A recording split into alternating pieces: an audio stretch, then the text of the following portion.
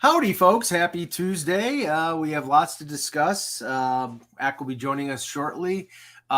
Maybe get Joe's impressions on the Super Bowl because God knows we exhausted that subject on Monday. But we'll start with the pre-show. Go ahead, Russ. Yeah, I want to mention. Hey, Ack, how you doing? Hey, guys, we'll be right back. Go ahead. Okay. So I watched the Ben Simmons press conference, and I wanted to give my thoughts. I dealt with mental illness in my family, so I kind of know what it looks like, and actually grew up with it, right? So watching the press conference, it was easy to say that, hey, he's probably faking because he never came out and spoke, and we kept hearing quotes from different writers and all these different things. And it's not to fully exonerate Ben Simmons, but I do believe he was having an issue. I did see a more composed guy at this press conference. Just he was willing to talk about anything. He wasn't going to be so verbose that he was going to give away all of his, I don't want to say hatred, but vitriol towards the Sixers. But I do believe he was in a bad place. And so I do believe that it was too much for him for whatever reason, whatever the triggers were. And so I did walk away with that saying, I understand. I still want the Nets to lose every game they play, and that's just simply because they sold Dr. J. It has nothing to do with anything current. This just goes back to when I was 10 years old. So that's still intact, and they'll never win a championship again. But I do wish him well because I do feel like he had an issue. Well, Joe, I don't follow the NBA that much, but I did follow the Ben Simmons thing, and the issue was he was getting ripped by fans in Philadelphia because he can't hit a shot from 15 feet away. It's like it's now, some players that just gets in their nerves, and being booed at home and being excoriated in the press is something that they just can't handle. But I don't know, hiding behind the cloak of mental illness, and I can't say whether he is or isn't, but I suspect that he isn't, and this is just a ploy to get out of Philadelphia. To me, that's reprehensible, but I can't say for sure yes or no he didn't suffer something. Yeah, I'm only going to take him at face value. I'm not going to try to play amateur psychologist with him because there's no point in doing that. But the facts were, dude couldn't hit a shot. Like, that's flat out. The NBA is a 3-point shooting league. He couldn't hit threes, couldn't hit jumpers. He was barely hitting free throws, for crying out loud. Like, if you can't make your shots, man, like, sorry. But he stopped taking jumpers. He did. He just stopped. Well, I guess recognize your weaknesses at that point, really. But right. He became more of a distributor, which is what he's good at. But I don't know. Point was, it's pretty clear that his teammates were not down with him anymore. Joel Embiid in particular was just kind of like, man, get this guy out of here. Like, this is he's keeping us from advancing to the finals to maybe win a title. But I think that came from him, his absence and not having something in his place. I think that's where that built up. I think if they had traded him over the summer, or he just was out of basketball, he wouldn't have felt that way.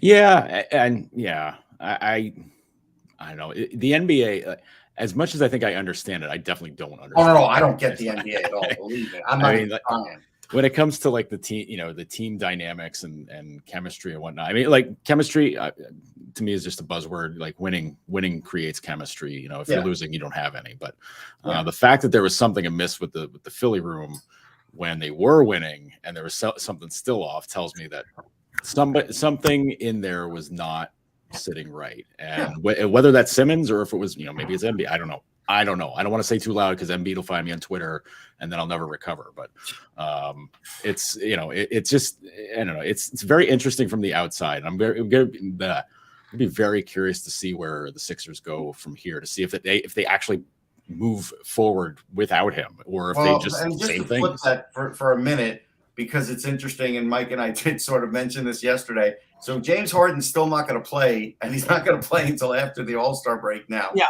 because he has to go to Weight Watchers. That's why. He's gonna miss a couple of games. And Joe, that doesn't really do much for his public persona either. Like, Sixers fans are going to love him, right? Because they see him hitting shots in practice and they're getting excited. But the fact that he's not playing in these games and he's citing still his hamstring, he is another guy that has become hard to believe. Yeah, his His stocks have fallen since they decided to stop calling the fouls that he was able to draw nonstop. Things have changed for him that now that he just can't just heave every shot and then get fouled on 1/3 of them and get to the line and get free points. But there's something weird with James Harden where it's just it's team to team, and I laughed when Woj had the tweet saying that James Harden is interested in moving, but he didn't want to make a public declaration because he didn't want to seem like he's going team to team. And it's like, dude, you told Woj, like, you might as well just broadcast it to everybody yourself. He's going to be at Pat's or Gino's during the All-Star break. Like, you just know he's going to be there. I don't know. There's no reason ever to go to Pat's, Russ. There's no reason. I can appreciate Harden That's for being the guy that had the gummy candy sponsorship for a while there. Like, he had his face on like some of those trolley gummies, and I was like, you know what, good for you, man. Like, recognize where your strengths come from. Can we just get this straightened out? Because I've been in Philadelphia a few times, and Ack was nice enough to buy me a cheesesteak the one time. Yeah. And what the accepted cheese is it provolone? Is it cheese whiz? What is it? For me, it's provolone. Anything else is garbage. It's cheese whiz. It's just like Really? you're eating a cheesy, greasy cheesesteak. The provolone is definitely better cheese. There's no two ways about it. But if you're gonna go for it, you go for it. No, and I get your feeling on it though. Like, if you're gonna go, you might as well just sink it. I don't do it very often. I'm going with provolone. I'm sorry, but I'm not going Swiss cheese. But here's what Eck does that I would never do, and I don't even know if my body would accept it anymore. He goes at like 11 o'clock after a game and puts one down. I don't think I could do that anymore. There are some Flyers games that just require you to go there afterwards. Can I be the guy that splits the difference and says, why not do both provolone and cheese whiz? Like, use cheese whiz as like a mustard, like a mustard type Your spread on the arteries. bun. If you're I promise I'll take you and I will buy you one with both, and we can try it. I'm telling you you, want to do an amalgamation of the two. The thing I'm telling you right now, it's amazing. Well, I've done it before at home. It's incredible. Well, that's the weird thing, and Joe will be aware of this. I don't know if this is other places, but in Buffalo, at certain locations, certain sub shops, they have what's called the Stinger sub, which is chicken fingers and steak. Yeah. So it's hot chicken fingers and then flat steak. Okay, so I want to since we're getting into this for a second, I'm going to go down this road. I don't understand who decided, and it's only happened, I think, in the last 5 years, decided to start putting chicken fingers on a sandwich. If you're going to put breaded chicken, it should be a breaded chicken cutlet. I don't want chicken fingers on a sandwich. I'll eat them on their own. I'll dip them in sauce. What's the difference, though? Yeah. Russ, did you see the latest atrocity at McDonald's? I did. The McChicken, the filet of fish, and a Big Mac all in the same But sandwich? even the chicken finger on a sandwich makes no sense to me. It's like, give me a real chicken cutlet. Give me a real piece of grilled chicken. Like, if I want a chicken finger, I'll order a chicken finger. But like, to get that on a sandwich, I don't get it. Have you seen the grilled chicken rolls? I saw that the other day. A place that had a roll has a hamburger inside 2 pieces of grilled chicken. This is like the Kentucky Fried Chicken that uses the chicken fillet. Or the pickle sandwich that I was supposed to try, and I never tried the pickle sandwich. Oh, this is like your acting special. Like you're just going to protein it up and not have any carbs. You get 2 pieces of chicken, put them on the outside of a hamburger. Oh man, I gotta tell you, meat, but I still would pass, even if it was something else that I ate inside. I would pass. The breaded steak sandwich at Rico Benny's in Chicago. Let me tell you. You have not lived and come so close to dying in one sandwich before in life. Okay, it's incredible. Okay. Is that like a chicken fried steak sandwich? If it's good steak, why the hell are you breading it? Who cares? Well, it's not good steak. It makes it's fine steak. Right. It's not fine steak. It's steakums if they're breading it. Like, come on.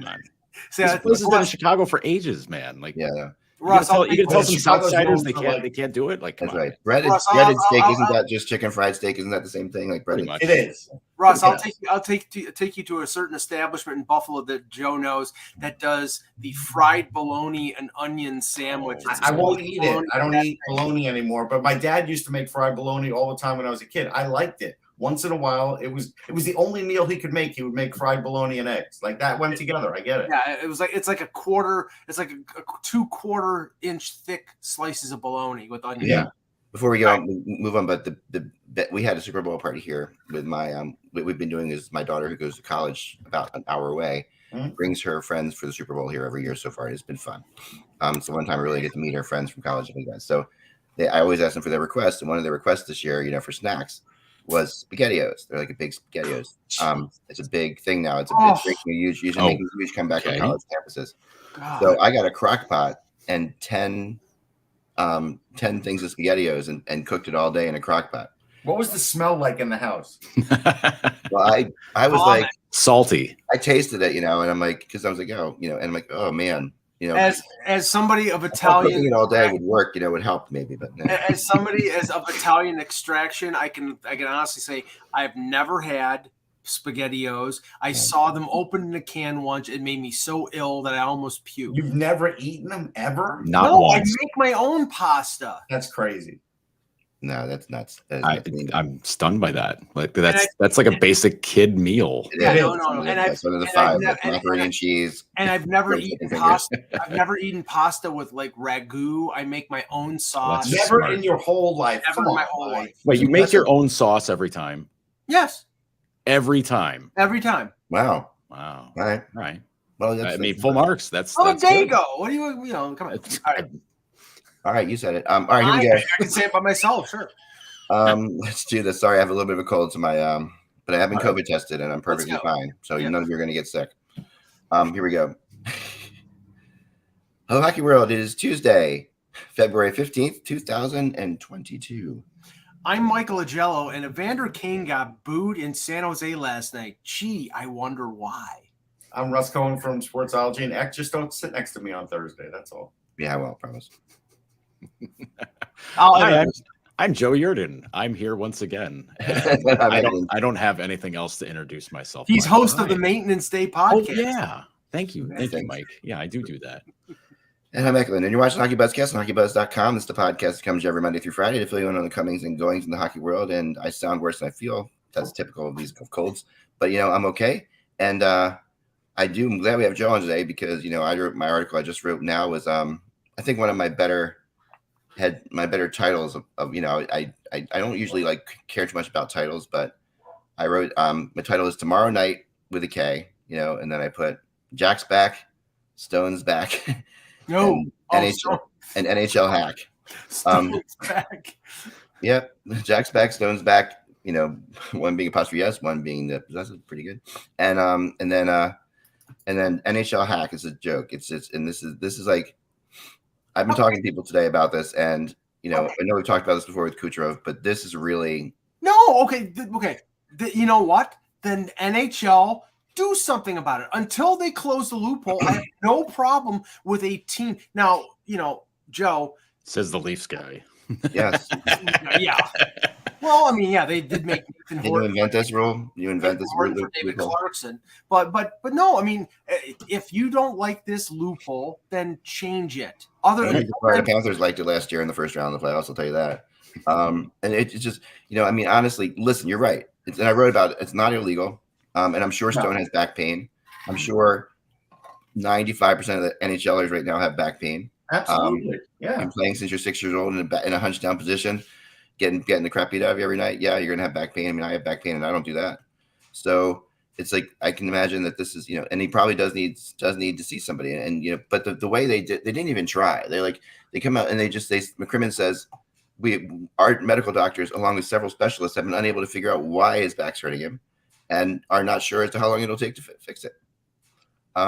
It'll magically be cured on April 30th. There was. I wrote in my blog. I wrote, it's a good thing he's not, in Beijing right now. Where there's precedence for this act. On an episode of Underdog was at the a museum once, and unbeknownst to him, an Excalibur sword went down his back, and all of a sudden. He basically the next day he's like, I had this shooting pain. It was to music. I'm not singing the song because in Underdog was this an episode? You don't sing the song. I'm not gonna let you go on. Continue. Right, episode that starred Alan Walsh. But he basically said when he laid down, he was right as rain, and when he got up, there was a shooting pain. And sure enough, there was an Excalibur sword there. But it took a while. So this is the easiest kind of injury to say. We don't really know what it is. And the thing about Mark Stone is he's not the kind of guy. He's definitely a wimpy guy who wouldn't play through anything. we know Stone's character is just like that of which he would for a thumb for a hangnail he would be out for a week. Like Stone would be playing so hard right now for Team Canada in Beijing if he was there. There's no choice about it. So the reality is and listen, I don't blame the Knights for doing it because it's there. I don't but at the same time, it's a little bit more risky than what Tampa did in some ways because to me, Tampa was in the playoffs. Okay, I'm not saying that. The Knights are not in the playoffs, by the way. I mean, they're in the playoffs now, but they're not a given for the playoffs. And on top of that, there's a couple other things that are happening here. Like they're breaking up some of their lines by putting him in the first line with Dadonov and Pacioretty, moving Chandler Stevenson off, who has been really having an incredible year. There's some He'll be good anywhere. I don't think you have to worry. There's some weird things here, though. What's weird? I'm gonna tell you something that's weird, Ek.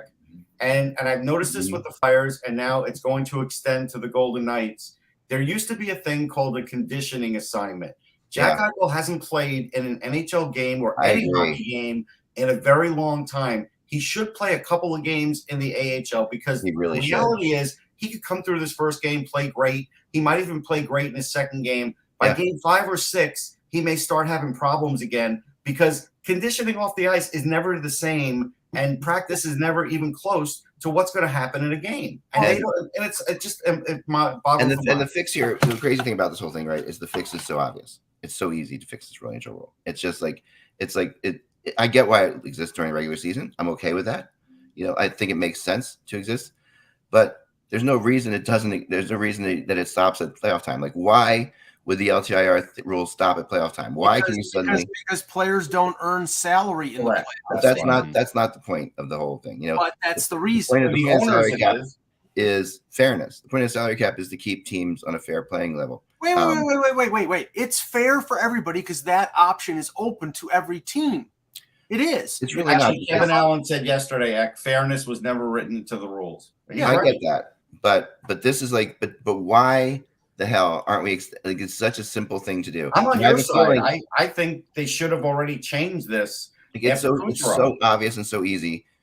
The players don't want to do it. Don't want to do it because that's less money, right, for the players, right? Because these guys are still getting paid. And it's an opportunity for players to go to a team that's going to win the Stanley Cup, and they're not going to take that option away from teams. So like happened with Antoine Vermette and Patrick Kane back, a few years back with Chicago. What happened with Kucherov last year? We've seen manipulation of LTIR with a number of teams. It's fair across the board. But it's not like I'll tell you what gets me mad, Mike. Sorry, it's not like, and this is why I said it's like a $5 or $10 million coupon. Because it really is. Teams aren't going just a little over. Like if they do it, they're going over a guy who has a big salary almost every time. $7 million over. Yes. $8 million over. Yes. And that. Well, if you're going to go big. Yeah. Go big. And I mean, the reality is, okay, go home. They can do it. But if you remember, right after the first, after we've missed the whole season, we came back with a new NHL at the time it was called. We had this whole thing about appearances. Like the NHL didn't want anything that appeared like a cap circumvention was you remember this? Like there were trades that were nixed because they were obvious salary trades, but the NHL didn't want to become the NBA, so they would nix them. They said no, we're not to make that a hockey trade. So players have to be included. That's over with now, Ek, because that went away. Obviously, we're allowing 3-way deals. So having at least 15,000 seating capacity. That's gone away too. And this thing is so clearly one of those type situations. Well, I want to talk about that in a minute, but I want to ask Joe a question because Elliot Friedman said something on his latest podcast with Jeff Merrick regarding Eichel's situation with the Sabres. And I read this completely differently. He essentially said that in the end, the reason that Eichel forced the trade out of Buffalo was because Buffalo was essentially too conservative and too careful with what they wanted to do with Eichel's neck, that at that point Eichel found it untenable to stay with the Sabres. I mean, maybe that was part of it, Joe, but my read on the situation was the Sabres have been and are a losing organization. He has spent 7 years of his career in Buffalo. He didn't see any way of winning here. And he used that as an opportunity, used the next situation as an opportunity to get out of Dodge. And I think that that's more accurate than, the reason that everything was going on was because Buffalo's medical staff wanted to treat his neck too conservatively. I don't know. I see this as something that it can be all of those things at once. Buffalo, the whole thing with Buffalo's medical staff. I mean, Robin Leonard came out and went scorched earth about them. Yeah. And I look at who Jack's closest people were on the team over the years, and Zach Bogosian was one of them. And Bogosian went through hell with his hips, right? Due in part because the Sabres said, "Okay, go get the one hip operated on. We'll get it taken care of." You can't just do one hip and not the other. Everybody gets both done now. Yeah. Right. So they didn't do that with Zach. And a year later, same thing on the other hip. He had to go get it operated on. That cost him like basically a full year of action for, having a rehab from that, recovering from it and everything. I mean, both times it came towards the end of the season, but still, like, if you're missing 2-3 months at a time, like it's brutal. So I can understand Jack saying, listen, if you guys want to go conservative on this, I'm not feeling it because I don't want to be dealing with neck stuff, for the next 5 years. Jack saw something that he saw as a solution to get it done now, get it done effectively, and get it done so he doesn't have to worry about it, at least until his career's over with. Like that's, I can understand that, but like, I don't know, the details that all came out, in the days after the trade happened, where Jack basically said he asked for a trade after the 2019-2020 season, which led to them signing Taylor Hall before the 2021 season to try to sway him and say, hey, no, man, we're serious. We really want to, we're going to go for the playoffs. And do you believe that? Did he ask for that trade then? I 100% believe that. You do? Okay. Yeah. No, the situation was already bad enough. And then, but and then perspective or just a team perspective. And then Jason Botterill signs an $8 million 1-year contract with Taylor Hall after he already has a $9 million left winger, and he moves that guy to the fourth line. That was Kevin Adams. Well, it's Kevin Adams. Excuse me, Kevin Adams. Sorry, but that's to me, that's the Pegulas coming over the top to say like, no, we got to keep Jack. We got to make sure Jack stays. Yeah, they did go. I mean, to me, I never see Jack Eichel as someone who's running away from a bad team. No. I mean, I don't think that. I don't know. Like everybody's human, and I think it did wear on him. I do. Of course, it wears on him, but I don't think you're demanding a trade. No, but for that reason. I think what happened there is that Adams told him what their plan was. Like, hey, listen, Mm-hmm. here's what we want to do. Here's what we're looking to do. And Jack said, listen, I'm not spending the next 3-4 years hanging around waiting for this. Like you're going to walk me to the end of my contract and I'm going to run screaming from here. Like that's that's how that works. And I mean, at that point, the Sabres got to go, we should probably move him, because if he's going to be unhappy here, there's no point in keeping him here, because if you want to build around him and say like, hey, we're going to do this right. Well, they've already they started by building around him, when they drafted him. So, you burn 5-6 years of a guy's career and he gets sick of it. So I can never fault him. If McDavid asked to be moved this year, if something screwy goes on with Edmonton, would anybody blame him? I don't think so. No, I'm waiting for it. I'm expecting it. I would. Really? Yeah. Oh my God. No. I mean, oh my God is right. I mean, to me, the reality is like there's the culture of hockey that I grew up with, at least. That's just not something that you do. Like you would never do that, and you never just run like the whole. When Lindros didn't go to Quebec, I got that for the political aspect of things. That was like, okay, he was part. At the time, there was the Quebec separation. Everything was happening at the same time, and he was being used as like a pinball in that situation. But if he had said, "I'm not going there because they suck," I would have been like, you just to me, if you're a star player and the team's not good, you don't run away from that situation. You fix it. You help. Yeah, listen, I get that too, but I think there are limits to this. Yeah, it happens in professional sports all the time. I mean, Eli Manning forced his way. I'm not saying it doesn't happen in other professional sports, but I know this is a little bit. I don't see why rose-colored glasses of me for hockey players, but I've just never seen it. The mentality that I've seen with hockey players my whole life, like being around a lot of them since I was really little, like even professional players since I was really little. Just not something that's done. McDavid went to Edmonton. He expected them to build around him. In my mind, in my personal opinion, they've wasted 7 years of a great career. He's made the playoffs twice, and 3 times if you count the bubble. They've advanced past the first round once. That's not Connor McDavid's fault. That's not Leon Draisaitl's fault. That's the ownership, that's the general manager, and that's the head coach of that team not putting together a good enough team around a superstar player. It's a waste. I think the other thing, Eck, that you have to take into account here is McDavid's been a good soldier. I think when he was drafted, and we all saw the facial expression about who was drafting him, he was not thrilled. That was not his choice in his mind. He wanted to go to Buffalo. He wanted to go. We all know this. He wanted to go to Buffalo. He wanted to go to Toronto. Yeah, we all saw the way he reacted at that. Yeah. And that was but and you're right. He's been a great soldier, and he's also been put in personal positions that have been pretty strong. Like he's his as opposed to Eichel. Like McDavid has at least personally has done well because of. They have Draisaitl. They have other players that have really been significant and have enabled him to be the leading scorer in the league and have McDavid's career versus Eichel's career are totally different, right? So the reality is, they haven't gotten the goalie. They haven't won the playoffs. I get that. I think his strongest position was having that all-black kitchen. I think in a couple of years, he's really going to regret that. I think it's the heated sidewalks personally, but Yeah. But even to me, like the like if Austin Matthews was to if the Leafs go out in the first round of the playoffs again this year, Austin Matthews with every right to ask to be traded too because they haven't gotten past the first round of the playoffs. Yeah, that's different. They're actually winning. Edmonton's like the halfway point between Buffalo and Toronto when it comes to that. They're winning. Are you winning if you're just playing one round of the playoffs though? Really, honestly. Well, you're in a division with Florida and Tampa. Still, and Boston. And Boston. Still, it doesn't matter.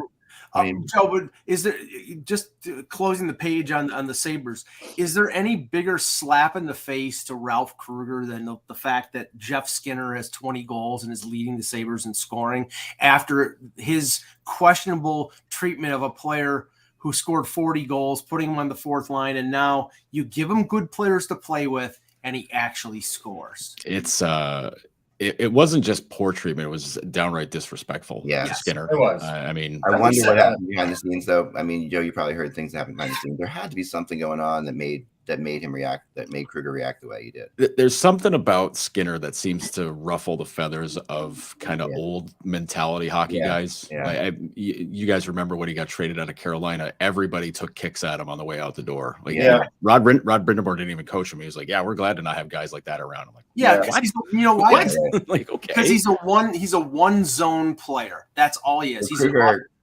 Picked the wrong hill to die on, in my opinion. That's a lot of wrong. That's really what he did. He obviously he said, okay, I'm going to make him an example, basically, that you don't make an example of your 20, 30 goal scorer. You make an example of your fourth line guy who's being an idiot. Yeah, I'm gonna move him down to the second line with Marcus Johansson, who's not a center. Let's talk about Eichel, though, because we've gotten off track on what we think Eichel will do. Yeah, let's get into what will Eichel be for the Vegas Golden Knights. Like, will this is this the piece that takes them over the top? Given that when they get to are they going to make the playoffs without Stone and with Eichel? They'll make the playoffs. I don't think this puts them over the top. I think they're a dangerous team. I don't think even Eichel will be the best player on the team. I don't. At least not this year. Right, not this year. I don't know. The West is very top heavy, and Vegas to me is in that. They're in it. They should be, but they're not. When you look at the standings, they're simply not. Their division. It's a bunch of idiots in that division, though. Like that's it's not. Idiots are like 3 points behind them. It's like the reality is that it's not a lock that they make the playoffs. Vegas is not a good team, really, right now. They're not a good team when you watch them play. They don't have good goaltending. They are. They're the best team in that division, but that's really not saying much. It isn't. Honestly, they wouldn't be in the playoffs if they were in the other division in the West. Well, I look at it this way. It's so wide open. Like Calgary looks dominant sometimes, and other times they look just putrid. I can't say that if they met in like the Pacific Division final, that I would be definitively saying Calgary can beat them or Vegas can beat Calgary. I'm walking away from it saying like whoever wins, good for them. I'm not picking anybody. Yeah, but I don't know. Losing Stone is a big deal. It is. Let's not get that lost. He's an MVP level, Selke style, big time scorer player. Like that's a big deal. Right. But Eichel's going to provide that the number one center they've never had. Like they've never had a true number one center. Carlson played like one points wise, but like they haven't had a guy that's like, whoa, that's the guy. And I don't know, it's a different dynamic for them because they haven't had somebody dominate up the middle like that. You know, it's a lot of work from the wings or just having a line, you know, one line completely come together and blow people away. You know, Smith, Carlson, and Marchessault. But this is a different look for them. And you know what, Jack's a guy that can play with a big chip on his shoulder now. Like he's obviously going to be he's so annoyed about what happened in Buffalo, and he's going to want to go out and show everybody that he's the guy, and that he can take charge, and that, you know, if they get to, you know, when they get to the postseason, he's going to take it to another level. Yeah, I do agree with that, and I really want to see him, just from a selfish point of view, because I've always liked him as a player, even before he was drafted, and I just think he's a great personality too. I want to see him in a winning situation where he's not just getting beaten down. I really want to see what Jack Eichel will be to the NHL, just as a whole, you know, personality wise, on a winning team. I think he'll be something. I think he'll be something special. I think there'll be a lot of love for Jack Eichel around the league. People will get to know him better, get his personality better, because he's not always answering, you know, how does it feel to lose? But I think we're starting to see sort of an arms race developing in that Pacific Division and in the West. Yes, let's talk about the other arm, Mike, because I've got real issues with this one. What, the Toffoli deal? I know you guys talked about it yesterday. Yeah, I want to get first I want to get Joe's opinion on it, because I think they paid a little too much the first round pick. Now I think the reason, and I think I'll let Russ talk for himself, but the thing is, they paid that because Toffoli is locked up on a rather economical deal for 2 more years. So $4.25 million is not a ridiculous amount for him, as long as he, you know, stays, you know, the same speed. He doesn't decline. Then he's a pretty good ad, and he played for Daryl Sutter before. Where I immediately thought this as soon as they made the deal, is this is insurance against them letting Gaudreau go at the end of the year, and they have somebody at least to replace him. Maybe not as good, but you know, I think that was my read on it. What was your read on it, Joe? You know, I think that's a good idea to have some Gaudreau protection in case, you know, you can't get him signed back, because you don't want to lose a guy of that kind of dynamic without having something there in return. And you know, you're not going to get it in free agency. You have to swing a deal to find somebody like that. But to me, this is a brilliant move for Calgary, because this puts them, for all the questions around them, it gives them another bullet, and it gives them, you know, it's somebody that Sutter knows and trusts. And, you know, Toffoli's done it before in the past. We saw him do it with the Kings, you know, showing that he's got the touch. He can get things done. Calgary, to me, is a team that's built to be ready for the playoffs. Yeah. You know, with the way Sutter's teams play, the way the season Markstrom's having is incredible, and I think a lot of that's because of the way Sutter's teams play. But they've covered up, and a lot of the holes that they've covered up. But even the price that this cost them, I don't have any issue with that. You know, first, and you know, the prospect that was third organization. Okay. Yeah.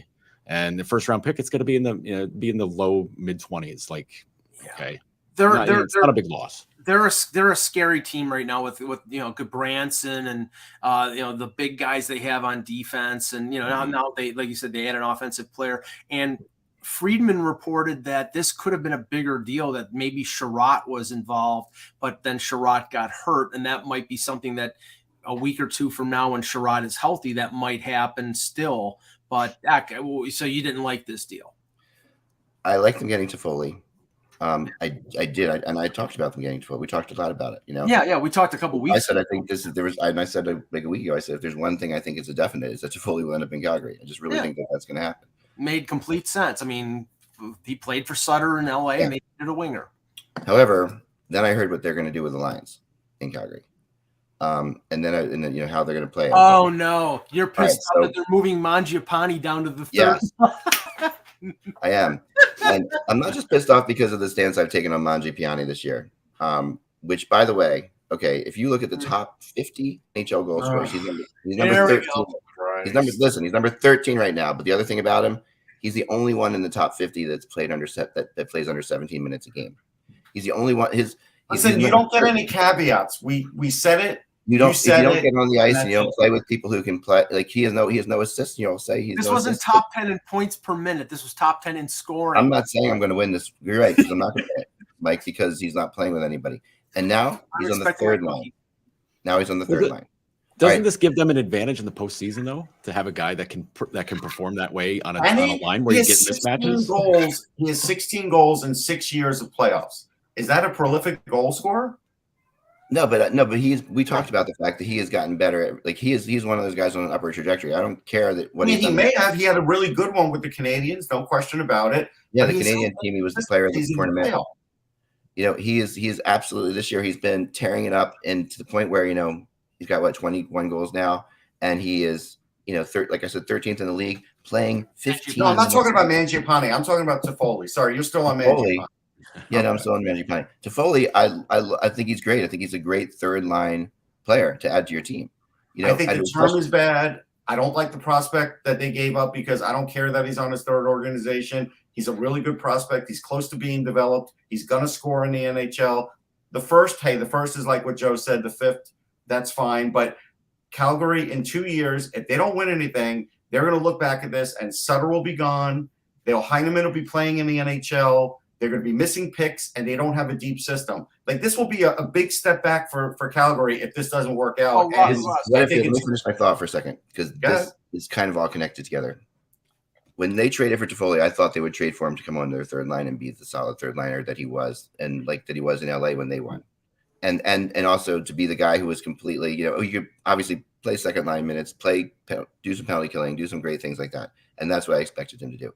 But I didn't expect they'd have to give up a first round draft pick for that kind of player. I did not think that. So then when they give up a first round draft pick, suddenly now he's got to be on the second line because you gave up a first round draft pick, and you got to say, okay, no, I'm with you on that. So now you've traded a lot more for him, and now you have and who you're going to move to make that happen? Your 24 goal scorer. Thanks, Randy, for correcting me in the chat room. Your 24 goal scorer. But you're now going to play with Monahan. Your second highest paid player is on your third line too. So Mangiapane will be playing with Sean Monahan. So it's not like it's a normal third line act. But we all know that Monahan is definitely not the player he was. He's with them. I'm still going to say with them. I've seen Monahan. I haven't seen this big decline. I've just seen the way they're using him in the Sutter system. I think when he breaks free of that, he'll be better than. Which is typical of Sutter, right? Like Sutter has a way of some players thrive, some players don't. Yeah. The weird thing is Mangiapane is thriving. Yeah, in a second line role, which I thought was, and granted, I still think they should be playing him more than they are. I think he should be getting more power play minutes than he gets. But at the same time, you can't argue he's scoring 24 goals. Yeah, that's so Sutter's, and the top line in Calgary is phenomenal. You can't stop that. That's one of the best lines in hockey. Mm-hmm. So I get him being on the second line. I wish he had. And you're going to bring Toffoli in, play him with Mangiapane. Like give him somebody to pass to, give him somebody to actually work with. Both right wingers or whatever they are. This term on Toffoli's bad because he's going to get slower, and they're going to be stuck with that contract. Well, only 2 more years. It's not only 2 more years, only $4 million, Mike. But the cap's not going up. And if you got a $4 million guy who's not scoring 25 goals a year and he's scoring 10 or 12, it's going to be a problem. Here's the final thing on this: Monahan, and like Randy's saying in the chat room, listen, Monahan and Mangiapane. If Monahan gets his mojo back because he's playing with Mangiapane a little bit. And that then becomes the second line essentially. If he loses, that becomes the second line. If Monahan's at the top of his game, Mangiapane's at the top of his game, that's better than anybody else they're going to have on that other line. If Toffoli loses a step in the next 2 years, Russ, then you're right. I mean, then it's a bad. Then I think the chances are he will. Well, I mean, I don't care about his age. Anybody could tell me he's 29 years old. You never know when it's going to happen for somebody, and he's been managing to do this slower than the league average for a while. There is a point where it gets to be a bridge too far. But here's where I think this is really interesting, and I was talking about sort of like that arms race, Joe, is the fact that Vegas is getting Eichel back. That was they were waiting for him. They weren't going to rush him, especially with the NHL not going to the Olympics. So he's coming back in the middle of February. Calgary gets Toffoli. They may get Sherratt, that's possible. LA is supposedly out there looking for a forward. We've heard Laine's name mentioned, but it could be somebody else. But you look at the wild card race right now. I know that Edmonton has fired their coach. They've won a couple games in a row. Anaheim might be falling down. The question is now, will they start trading some of their rentals? but Dallas, Winnipeg, Vancouver, I think it's a race. It's all a race for one spot. I think it's one spot in the wild card in the West. Yeah, it's certainly shaping up that way, but it's a big race. Like, I think what's helping that race out is that the fact that the top part of the Pacific would only be in that wild card race. Right. Yeah.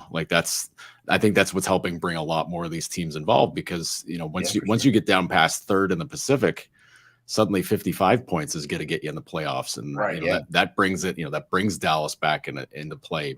Winnipeg, I don't know about Winnipeg, but Vancouver's in play. I mean, if Winnipeg's involved, so is San Jose, and I don't know if he's gonna. Broadcast last night said they were involved. Like, that's the way they did the broadcast. And they're in it. They've got to win these games.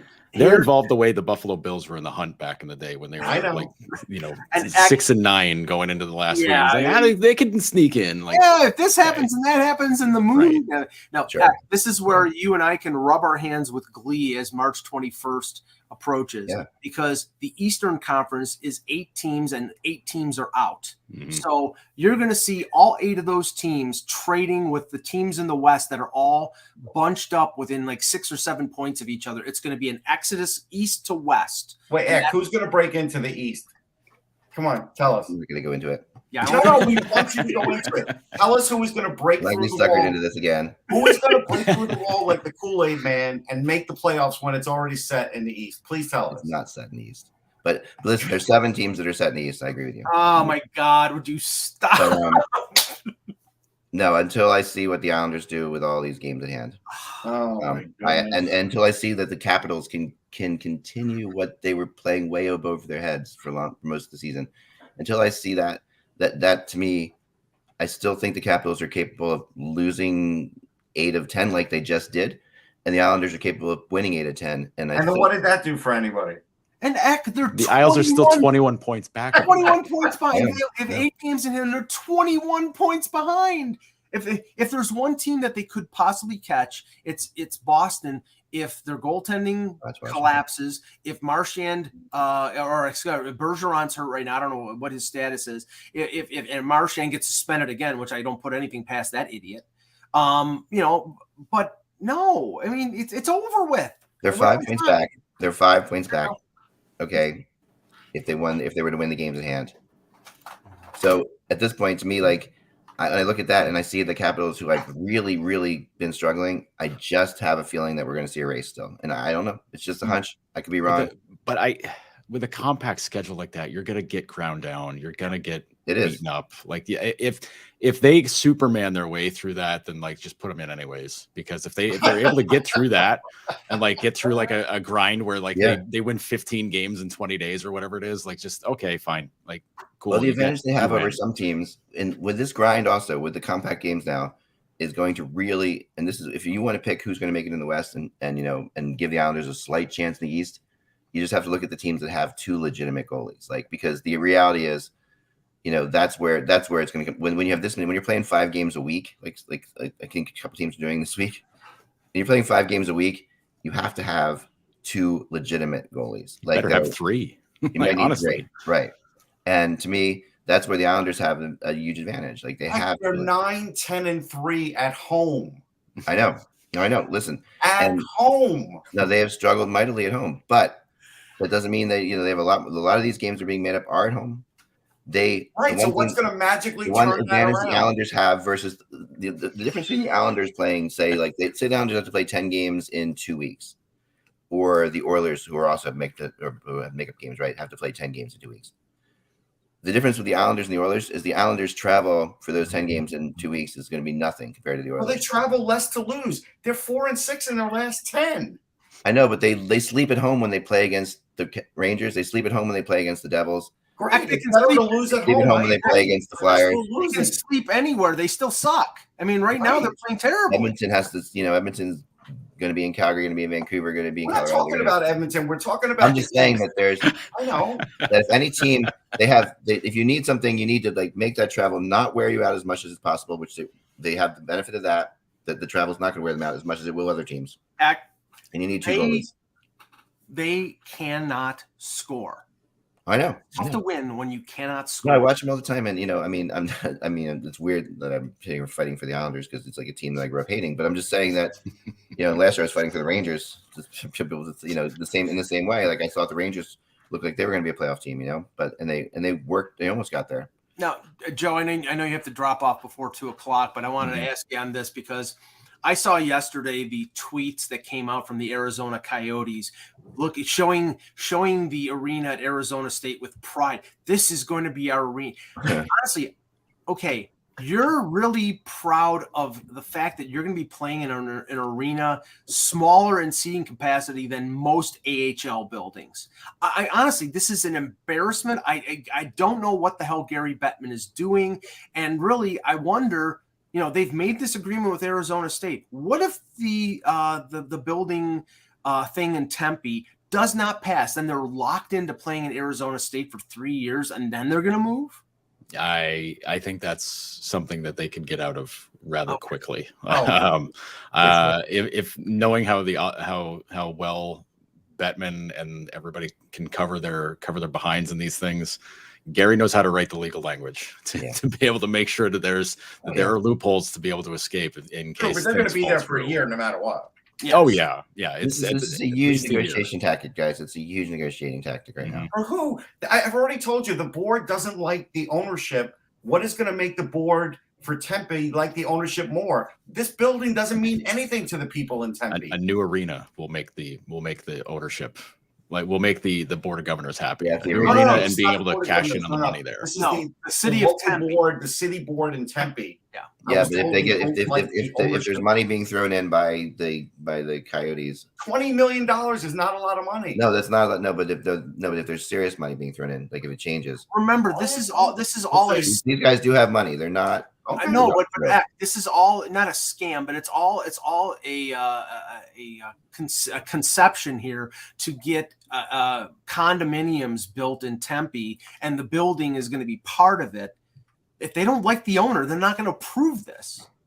That's the whole point. That's difficult. No, there's money involved. Like there's a lot of money involved. Sure. Yeah. As long as there's enough money involved, that everybody can be happy. That's the big thing. It really comes down to they'll like them a lot more with $1 billion than they will $10 million. Here's my problem, Joe. It's like, okay, say everything that Gary Bettman wants to happen happens. Mm-hmm. They get the building built in Tempe. They stay at Arizona State for 3 years as they build the building, and now they have a 18,000 seat arena in Tempe. Mm-hmm. Okay, where are the fans going to come from?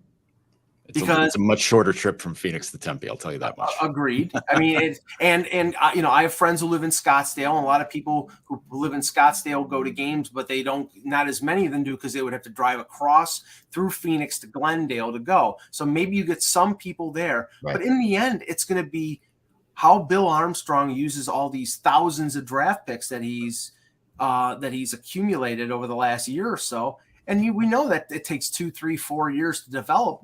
I don't know. I don't see this team really being good. There's a lot of opposition in this deal environmentally for the airport. There's a campaign to vote against this. This isn't even close to a slam dunk deal. This is like a home run pitch. Yeah. No, I think you're right. And I think that this is a bit of a Hail. Well, we'll use another Hail Mary. Use another metaphor. It is a Hail Mary. But anyway, yeah, it's any of those things. So I think the reality is, there's no. I mean, I will tell you this though, it'll be a lot of fun if I want to go to one of those games in that building, because that is going to be, if it's going to be drunken college students and other people around and other fans, it is going to be a hell of a good time. I have no interest. It's going to be a hell of a good time to go to one of those games. Did you see the seating? I don't even think they have hardback seats. I'm not sitting. The crazier, the better. It's going to be one of those situations. I'm a 58-year-old guy. I need to lean back into an actual seat. It's not like it's going to be a basketball game at Cameron Indoor where they're jumping on. I bet you StubHub will be 3 times ticket price. For what? I'm telling you. For what? For a last place team? It's going to be rentals to see novelty. It's going to be a novelty for a while that people are going to be it's going to be fired up. They're going to if they go next year. Nick Ritchie will be the #1 left. I mean, some of the most fun times I've ever had have been in college. All right, just to give you an idea, do you know how many sellouts the Islanders have had at home this year with their new arena? One. 13. The opener, I think. Now they'll have more sellouts because they're only selling 3,200 to 4,000 seats. But this is not going to be a happening. It will not. This will be happening because it'll be so small. It'll be like if you've been. I'm surprised you. I mean, you've been to Princeton, you've been to Cornell, you've been to these. Yeah, and you know what? It's uncomfortable to sit in the crowd in Princeton. I sit You're in an a old hard man. back You say chair. that, Russ. You're an old man. What are you talking about? It's uncomfortable. I got herniated this year. We're not talking about going to Sun Devils games. We're talking about going to Coyotes games. I know, and you're going to be watching like the Coyotes, and they're going to be who young am I going players. to be watching? Who's going to be left? Yeah. There are a lot of good young players that are good. They're going to have a lot of draft picks. Let's root for Andrew Ladd. Woo. No, You guys have never heard of what Arizona State is like. It's going to be like, oh my God, it's a party school like crazy. Think like New Orleans and Arizona. Yeah, that's what it is. That's how it is. Exactly. And I mean, I know a kid who played hockey there just 2 years ago. He's on a reality show called Yes the Key. It's not going to be like a student ticket thing like I did going to the Astrodome when I went to University of Houston. Students, unless you're rich, you're not going to be going to these games. It's not like you're going to buy a ticket and you get a free keg. The NHL will do something with like 100 tickets that they'll sell to students every game. I guarantee it'll be something like that. That could be something like that. I said the students already have the kegs with them. They don't have to get a free keg. It's a party school with a capital P. It is. And capital P, capital K, capital R. Tell me this. I'm going to ask you a legit question here. Yes. What happens, and this won't happen, but what happens if the Arizona Coyotes made it to the Stanley Cup? Tell me how that's going to work out. It'll be freaking phenomenal. Hilarious. Nobody will be able to cover it. There won't be a big enough press box. There won't be any seats in the crowd. Tell me how the league is going to cover that. But if you're in that building, it'll be something else. Like nobody's going to be in that building. They're barely going to be able to fit anything. It'll be hard on people like us who want to cover big things. The media will be sitting in a tent outside watching it. It will be unbelievably bad. The media will be seated all around the concourse, right? All the way around the. No, but I'm just saying, Joe. Could you imagine if they made it to the Stanley Cup, showing that place on TV? Like, hey, here's Game 1 of the Stanley Cup. I'm having a really good laugh about it inside my head. They're way more. I want it to happen now. They're way more the bad news bears. They're way more the bad news bears, Russ, than they are Stanley Cup champions. Okay, they are not. I mean, this. I know, but I'm just pointing is a group of players that are going to be all playing to prove themselves in the NHL level, and these are other players who are coming in there, like a lot of college guys who played in college or whatever, or he played in. I know where they're going to freaking love it. Players who come in there, they're going to love it. They're not. Yes, the players will love it, sure, but again, they're going to get tired of it too because the team is going to stink. I mean, you're not wrong. I mean, you would assume the team is going to stink. I agree with you. But the reality is hockey is there's so much. There's always an emotional factor in ice hockey. It's like, and if that building is like as crazy as it could be, and you've got these young players who could care less if they win or lose, it could be a hell of a fun thing. It could be like I could see it being like a place where no one wants to, like, you want to play because it's fun, but you also know it's going to be like there's going to be people right on top of you screaming at you, drunken play. It's going to be crazy. It's going to be crazy. And in what could be, it's not sustainable for a long period of time. It's like, okay, that's going to be fun for a year. Okay, if you're talking about 2 years, then maybe not as much. 3 years, definitely terrible. But for a year and a half, it'll be the thing. It'll be the place to be in the NHL. I'm telling you. There's a bigger story. Let's talk about right now. Guys, I have to take off. Thanks, Joe. Yeah, thanks for having me again. Anytime. So right now, Sidney Crosby's sitting at 499 goals. The Penguins play the Flyers tonight. Every Flyers fan knows Sidney Crosby will get his 500th goal against the Flyers. I think it's interesting because you were probably at that game that I was, where Hatcher did everything he could to beat up Crosby in his first game in Philly. He cuts his lip. He gets 4 stitches, but Crosby gets 2 goals, and I think he got the overtime game winner. Like, this is a guy who, even I think at this point, Flyers fans have to acknowledge his greatness the same way they acknowledged Lemieux. And I think it's interesting that he's got a chance to get 500 against the Flyers. Yeah, it's true. It is interesting. I mean, I the respect that the Flyers players have for Crosby is like, is incredible. Like and the hatred, like I said before, like Giroux and Crosby are as tight as could be. They really are, and they are, and that's really a place I could see Giroux signing. If he, I absolutely could, and he would love to play with Crosby. They would love to play together. They are good friends. And what's the vitriol going to be like for Hextall? Because like if the Penguins win, Crosby gets his 500. right now the Penguins are leading the Metro. I think the vitriol level is rising more for Hextall than it is for Crosby at this point. Yeah. Well, no. Do people blame? You can't blame Hextall because he was fired. I mean, it's not like. And listen, no, but they're people in Philly still want to dump on Hextall. Bobby Clark dumped on Hextall. Everybody still wants to do that. And you know what Hextall did that was brilliant when he went to Pittsburgh? Remember the first thing he said? I don't know if I'm rebuilding. It's kind of up to Crosby and Malkin what they do.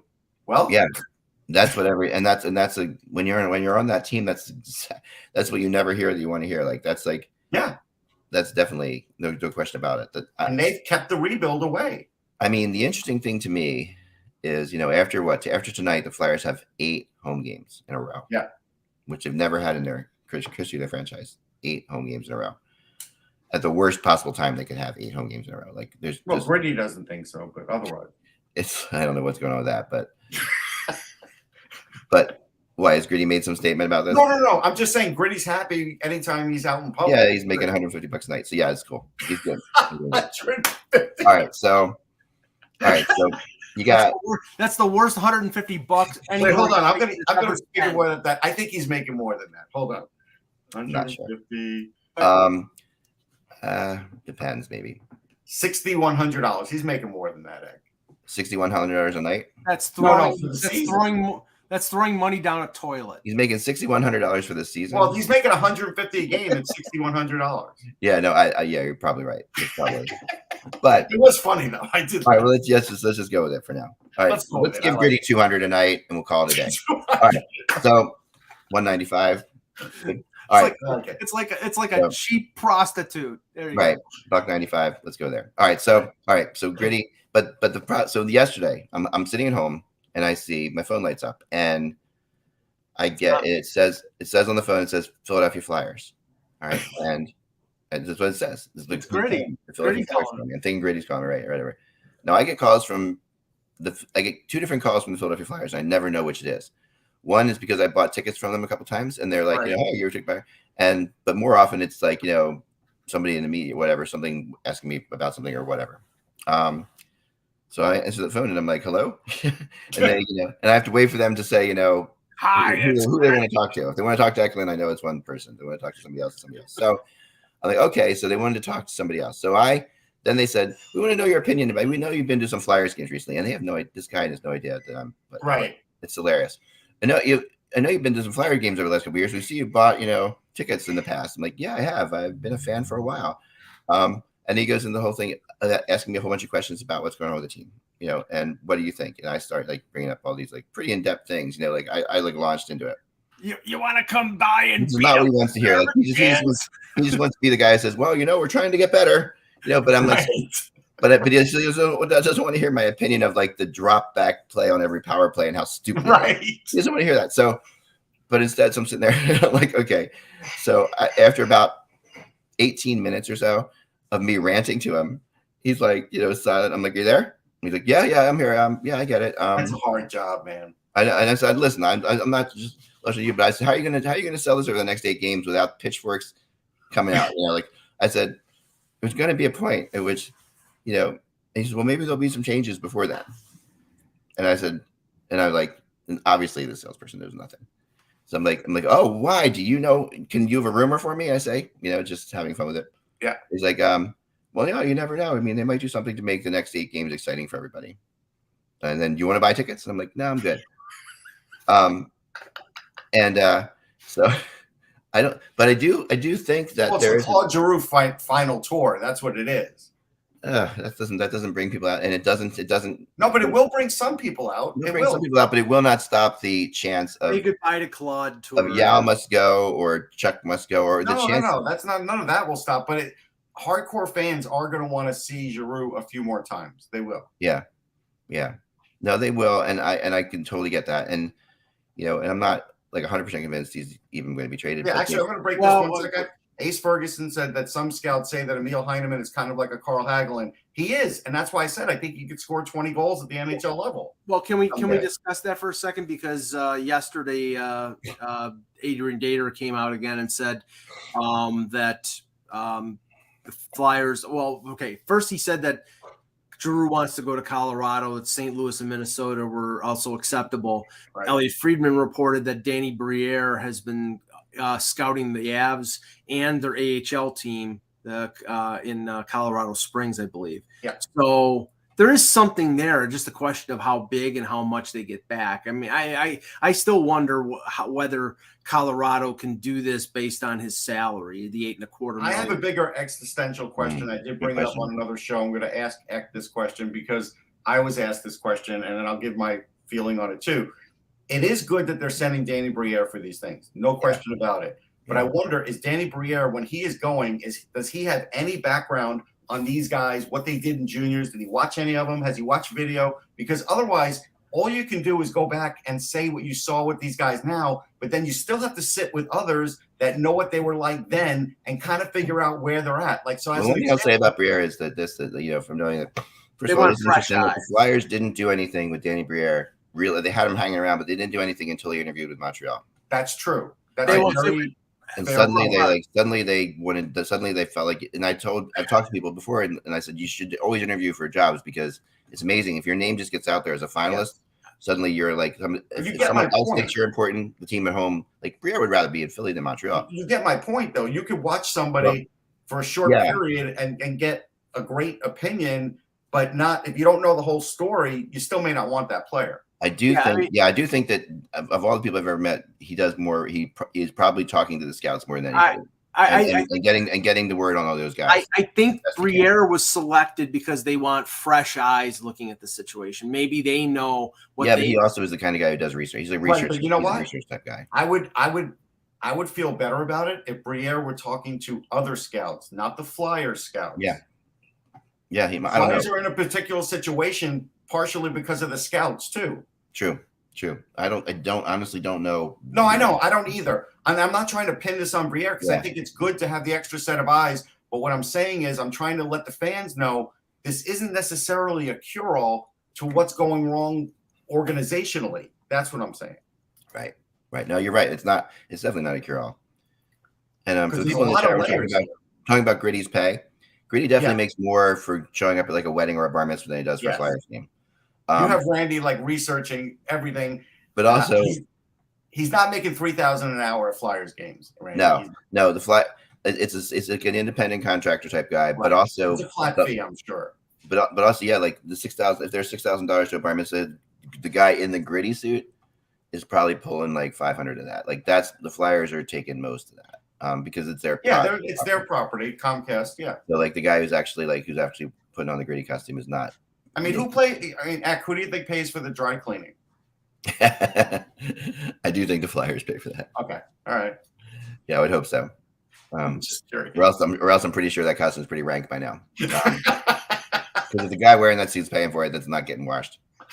That's true. And how many Gritties are there is the other big question. Like, there's not. No, there's one. There's one Gritty. There's one Gritty at the Flyers games, but if you were to rent a Gritty for your event, I'm not quite convinced that there's. So you're saying they clone one is too many?